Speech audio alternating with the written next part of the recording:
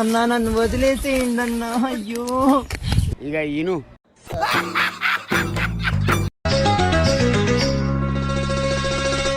ఒకటి రెండు మూడు నాలుగుకు అర్థమేమిటో చెప్ప. What a dialogue.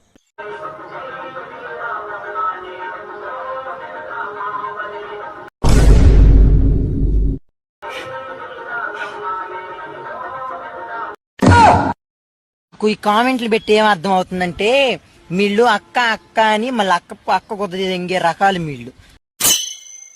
నాకు అర్థం అవుతుంది బాగా. నా బట్టలారా ఈ తేప అక్క అని పిలిచి నా జోలికి వచ్చి నన్ను పలకరిండి ఒక్కొక్క నా బట్ట మంటగోసి చేతికిస్తా.